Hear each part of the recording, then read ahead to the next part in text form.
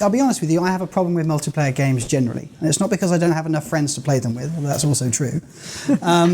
But there is something about, I think, my history with games and where it started from, which was in the arcade, which was in the, going to a space that was a common space, normally on a Saturday morning, normally sneaking out between one school event and another event, and ending up in the arcade and playing the things. And games of that ilk were built to extract vast sums of money from you in 50p coins. So they happened fast, they happened noisy, it just got faster and faster, and then you died, and then you put more money in, and wash and repeat.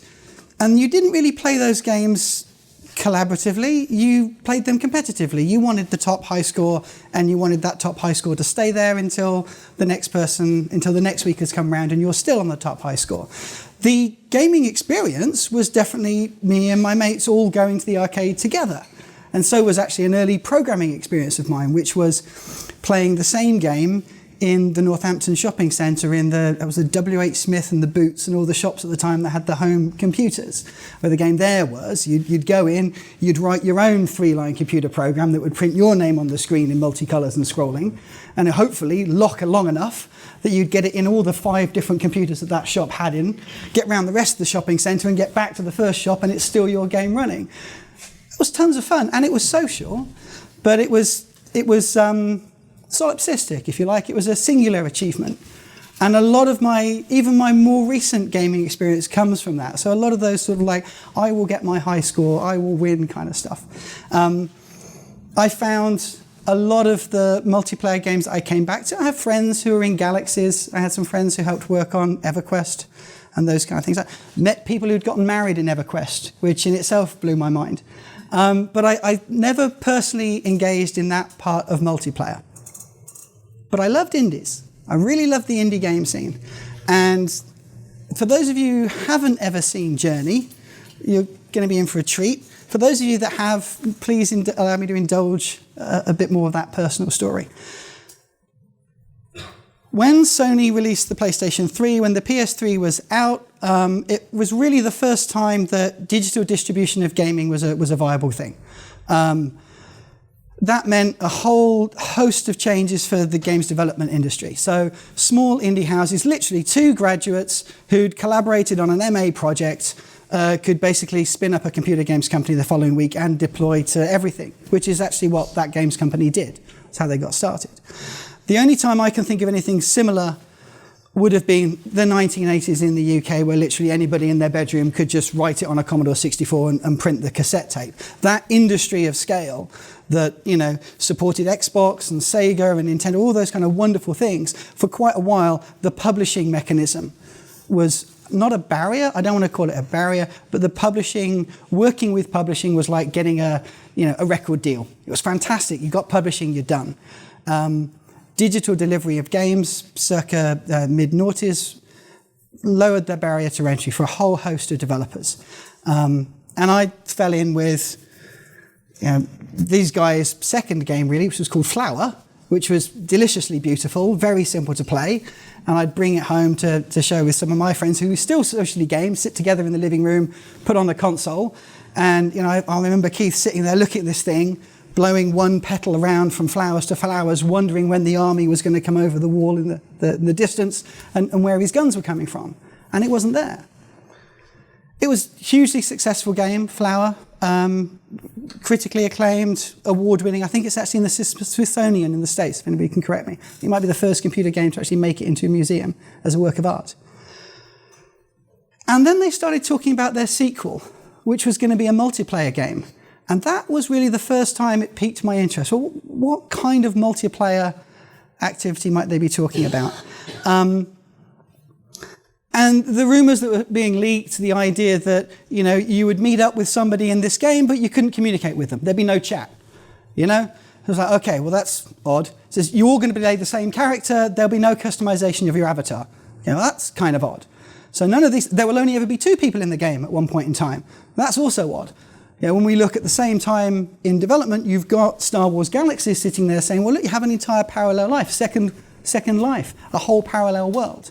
Whereas, that games company was saying, I want to put you and some anonymous random person elsewhere on the planet that you won't be able to communicate with, that you won't know who it is, in a space that looks beautiful, and see what happens. I was like, this is a multiplayer game for me. Right, so there's the background. When Ava and I and others were coming up with ideas for tonight, I just recently finished a book called On Tyranny, which is about a year or two old, and it came up, this quote had stuck in the back of my mind. And it's from partway through the book. It's a lot of pieces in this. I don't know if he's borrowed it from somebody else or if it's updated from somewhere else, but having old friends is a politics of last resort. Making new ones is the first step towards change. And that chimed with me, and it chimed with my experience with Journey. So for those of you who haven't heard Journey, that's the game that I'm going to be talking about. It was first released in 2012. So not mid-noughties, by that time it was quite a bit further on, for the PlayStation 3. It was then re-released in 2005, updated for PlayStation 4, and then re-released again just last year for iOS and PC. We'll put my machine over there at the end of tonight, pair of headphones on it and a controller. Please feel free to spend some time, explore a level or two. I'll be very careful throughout the presentation. No spoilers on Journey, and none at all. It's available on iPhone. I mentioned the prices and the links at the end of the game. Massively successful. In that first year release for PS3, it won 8 DICE awards in the first year. Game of the Year, Outstanding Innovation in Gaming. Casual Game of the Year, Outstanding Achievement in Game Direction. Outstanding Achievement in Art Direction. Outstanding Achievement in Online Gameplay. Yes, that multiplayer was in there. Outstanding Achievement in Original Music. It was the first computer game soundtrack and score ever nominated for a Grammy. It still is, I think, the only one that's ever been nominated in soundtrack for visual media, right to this day. And obviously, Game of the Year in IGN, Game of the Year by GameSpot. So the score in itself is a delight. And I won't dig too deeply into what it does. But when I started playing it again this year, to replay it, to review my thoughts for this event, it wasn't a multiplayer game anymore. I was the only person playing it when I played it on the PC. I played it again on the iPhone, going, well, let's just see what it's like on that. I was the only person playing through it again on that. And then I thought, shoot, I don't have a multiplayer story anymore about Journey. So we came to the other game that game company have been working on, which is called Sky Children of Light, which I know some of the students have been reviewing and playing with, and we'll also talk about that later on afterwards. It has a far smaller list of accolades, but then it's only just came out last year. It's available for free, so by all means download it, go to the Apple Store, you'll get it for free, it's fantastic. It's currently a sign-up on Android for mobile. You can register to be notified for an invite to the beta. Some parts of the web tell you that you can find the APK, if you know what that means, to download and install, if you want to risk it. I wouldn't, to be honest with you. Reliably informed that this would be, available properly through Google Play before the summer really digs in. So just wait if you're cautious. Recently it's been announced it will also come to Switch. So by the end of the year, hopefully, it'll be on tvOS, PC, console, and Switch. And maybe then we'll start seeing any accolades come in. And there's spoilers galore for Sky. Sorry, I don't like it. I'll explain why in a minute. So, back to Journey for a second. Is this the video? Yes, this is a bit of video. So, tiny bits of trailer. It is deliciously gorgeous thing. I mean, if you've not seen it running, it is beautiful. The fact that it ran on the PlayStation 3 is incredible. Relentlessly beautiful, one quote at the time, which is kind of what my memories of it were. Most beautiful game of its time. Every moment is like a painting, framed art, fantastic stuff. The idea, the art direction behind it was to make any player feel small. You were alone in the desert, except you weren't. There'd be one other. But everything would be huge and intimidating, except it wouldn't be because there'd be somebody there with you. So the emotional hook, the idea that solipsists like me might find there being at least one other person in the world worth collaborating with, was kind of the hook. And it was on the third playthrough again this year. And I'm sitting there with my partner on the couch and I'm just trying out a few screenshots that I wanted to capture. And And then all of a sudden, another player entered the space. And I screamed, I hooted. I said, Julie, look, there's somebody else here. And I ran over to them, and then they ran over to me. And honestly, you play as these two characters. That little expanding bubble of white that it makes, that's your only means to communicate. You can press a button, hold it down, and it will make this chirrup, whip noise. That's your lot, you know? You can see there's a bit of jumping going on, so you can jump and fly. You fly further as your cape gets longer. Well, I say cape, it's actually a scarf. I'm a huge Journey fanboy. I do actually own a Journey scarf, so I had to bring that tonight as well. And throughout the land, you'll discover things that will help you, grow your scarf. And if you're playing on your own, you have to be quite careful. You only have so much jumping power. You have to find ways to recharge it. If you're playing with a friend, proximity to that friend recharges your cape. It recharges your jumping power. But there's no instructions for that. It doesn't say that anywhere. There's no title screen showing you what goes on. In fact, there's no word of text anywhere in the game from the title screen to the end credits. There are 2 overlays that show you which one button is and which joystick to move, and that's it. Everything else you figure out for yourself. There's not a lot to figure out, to be honest. I've pretty much just covered it. But the dynamic, the interplay, that if there's somebody else on that level with you, and there will only ever be one person or not, there'll be a tiny white dot somewhere on your screen, unless they're actually in visual range. If you fly over to them, you can chirp at them, and you can charge your coat off each other. And that's it. And for all that simplicity, all that minimalism of communication, the review that I share here, so we'll just jump out of the video a bit, but this was off of the Gamer Revolution review when the PC version came out. Or, no, actually, it was when the PlayStation 4 version came out. And it says, I loaded up the game the day it came out, awestruck by its beauty. An endless sea of sand, making an unforgettable first impression, but even more memorable is the first encounter with another player. And as I said, all the way through the PS3 and the PS4 and the first year of the PC release, it was very common that you would find someone else in there. The only form of communication is a series of small echoes with the press of a single button.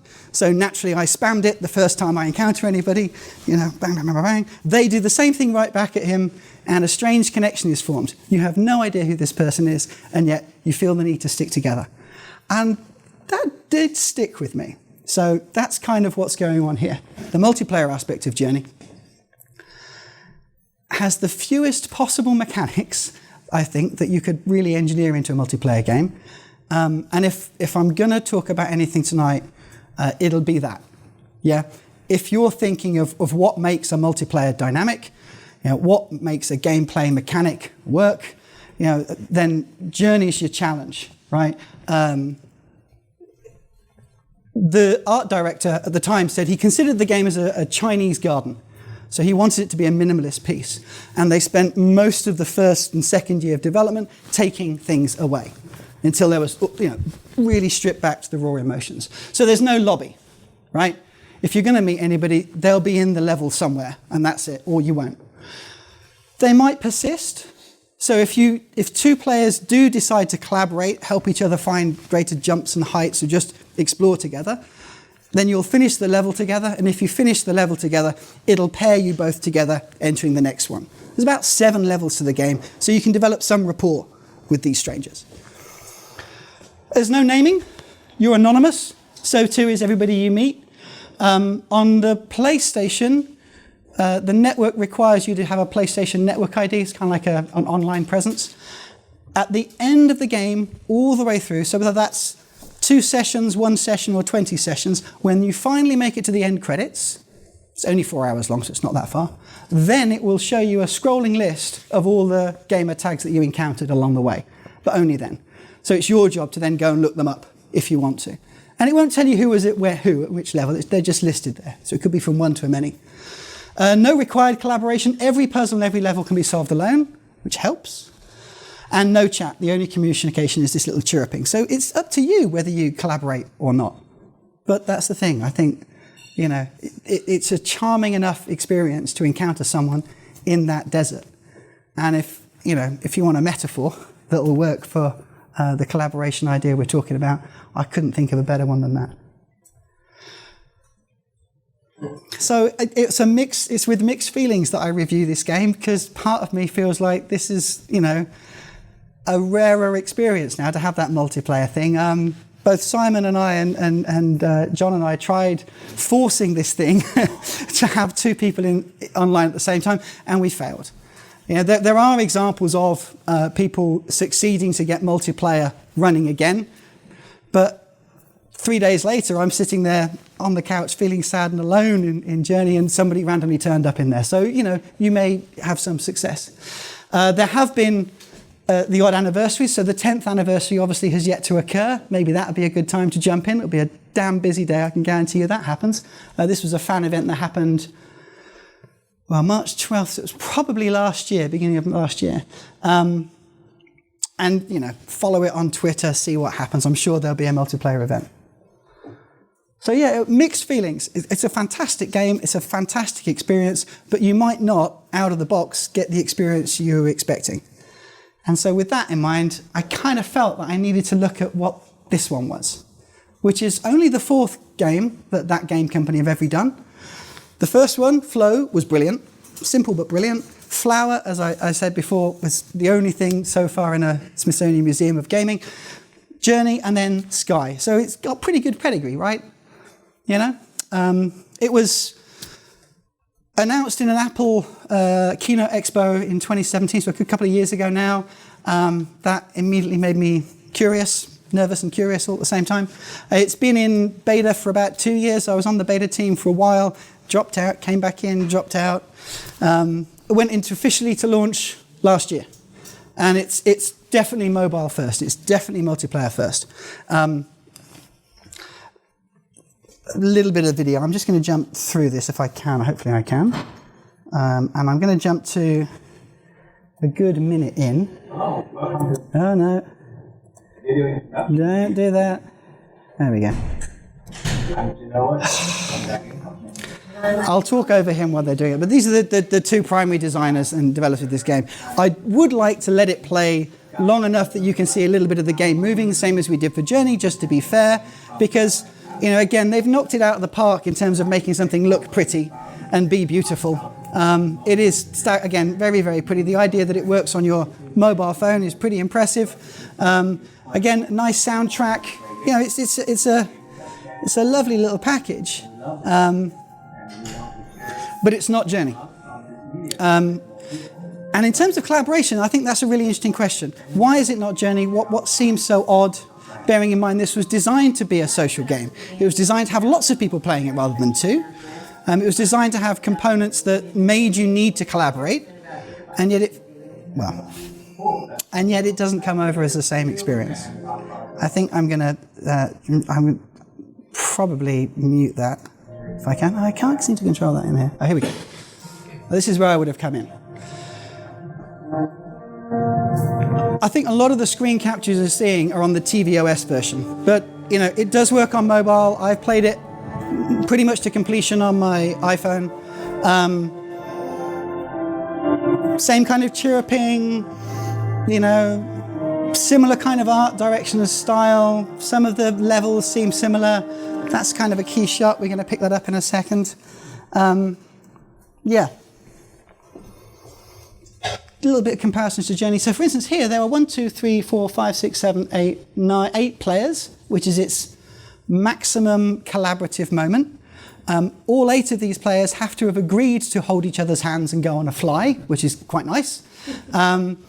They're going to go to a special part of the Journey land somewhere and unlock a temple that you can't get into unless all 8 of you are holding up candles in special places at special times. So, yeah, we're basically, I would say, forced collaboration, right? You will not see all of Journey, all of Sky, rather, unless you find enough friends to get you through it. So, okay, worth a try. Are there lobbies? Yeah, there's a ton of them. You've got your home lobby, you've got a level lobby, there's a constellation map of the night sky you can look up at, and it will show you where everybody you ever met is, what level they're on, and so forth. Naming. You can name everybody you meet with your own nickname for them. They've probably got their own nickname for you. Nobody knows who anybody really is at that point, but it just helps you organize it. And as it comes to chat, there's actually a bunch of chat options. You can leave messages in the world just by planting candles there and writing messages on them, kind of like souls. You can do the chirping thing, for sure. And you can also teach your character upwards of about 20 odd different gestures. That's where I started to lose it. That's a lot of things to learn just to accomplish the simple experience of otherness and togetherness with someone. So maybe it's for you. Maybe you love kind of that kind of game. As I said, there are plenty of people that do. And if so, it's going to cost you nothing to get started on it. Why not download it and have a try? Oh, well, if you're on a train or if you've got Wi-Fi issues, that's your first problem. It requires to be online all the time. If you try playing it on a train, certainly on my commute, it goes in and out. There is no option to play single player without it, so make sure you're on a good connection. Obviously, hopefully, the first time you play it, all of this makes sense to you because there's certainly no comfy casual on-ramp. Yeah, I'm going to move through this part of the presentation more quickly, save your time. I'm just going to get on with panning it as fast as I can now.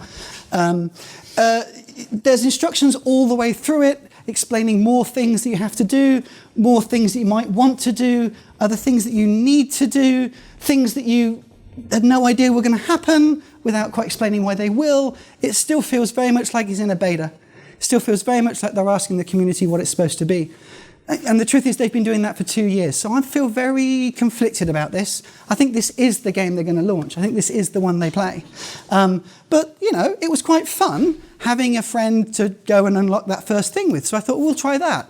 So I sent John and Simon these QR codes, which, like, maybe this is a great solution to lobbies. Maybe this is the new idea. And it didn't work, did it? It didn't work even slightly. Not even slightly. And we're all on iOS. So I thought, well, what else can I do? So this is its instructions. These are all things I can do. I can make new friends, apparently, but I tried. And I couldn't. I can grow closer, and I ended up growing more frustrated and confused. I couldn't stay in touch because it would drop out every time I moved anywhere, and that may well be a problem of mobile gaming, and I might just be the kind of guy who lives on a PC. I don't know. But I'm not interested in just learning new ways to express myself. I loved the minimalism of Journey, that I was restricted in my expression. That made the game the challenge.